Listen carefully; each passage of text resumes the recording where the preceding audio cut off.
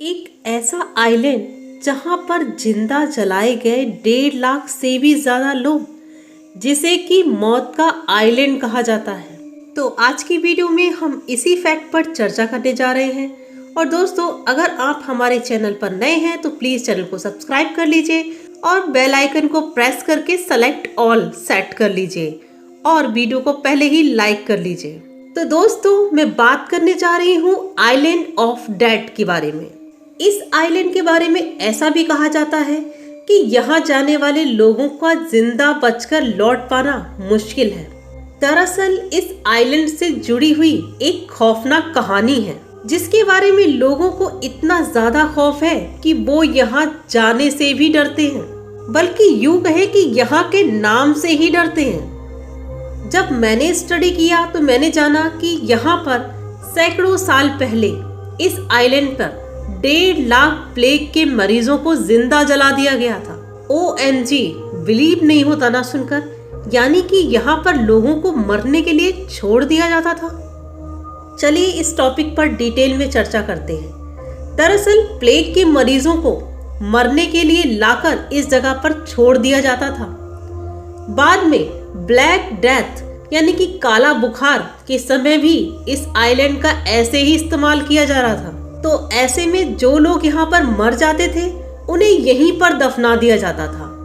बाद में जब मरीजों की संख्या काफी ज्यादा बढ़ गई, तब लगभग 1,60,000 बीमार लोगों को यहाँ पर जिंदा जला दिया गया था। रोंगटे खड़े कर देने वाली घटना है ये।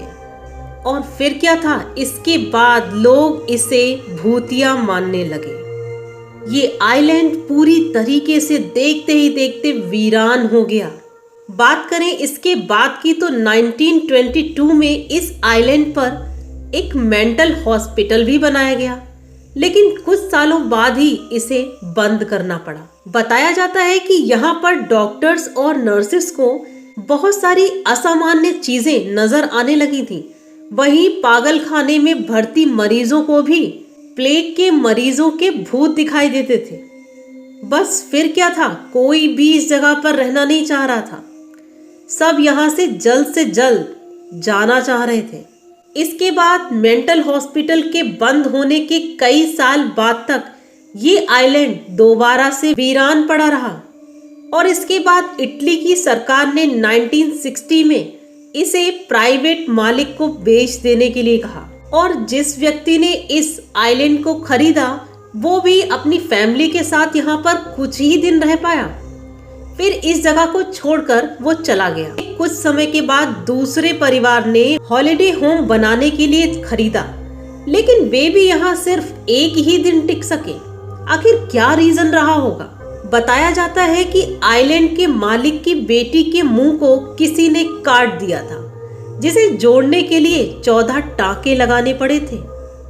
ये सारी की सारी घटनाएं एक के बाद एक किसी अनहोनी घटनाओं की ओर इशारा कर रही थी। लोगों को वो पुरानी भूतिया बातें सच होती नजर आने लगी। इन सारी तमाम घटनाओं के बाद भी कई लोगों ने इसकी पड़ताल करने की कोशिश की, लेकिन सच की तलाश में गए ज्यादातर लोग यहाँ से जिंदा लौटकर नहीं आ सके और ये आइलैंड हमेशा के लिए वीरान हो गया। यहाँ से वापस बचकर आए लोगों में से कुछ लोगों ने बताया कि यहाँ पर बीमारी के मरे हुए लोगों की आत्माएं भटकती हैं। और इस आइलैंड पर रात गुजार चुके एक शख्स ने तो ये भी कहा कि किसी ने मुझे तुरंत इस आइलैंड को छोड़ देने को कहा। उसने ये भी कहा कि अगर तुम नहीं जाओगे तो जिंदा लौट पाना मुश्किल होगा तुम्हारे लिए।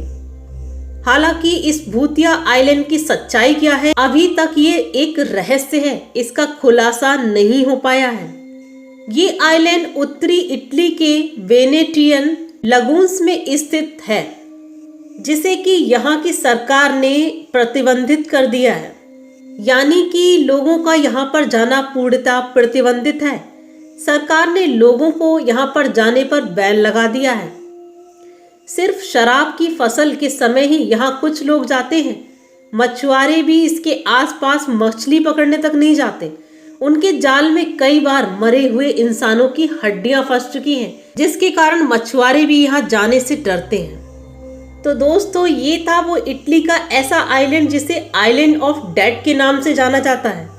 अगर आज का वीडियो आपको पसंद आया हो तो प्लीज़ वीडियो को लाइक करना और चैनल को सब्सक्राइब ज़रूर कर लेना इसी तरीके के इन्फॉर्मेटिव और इंटरेस्टिंग वीडियोस के लिए।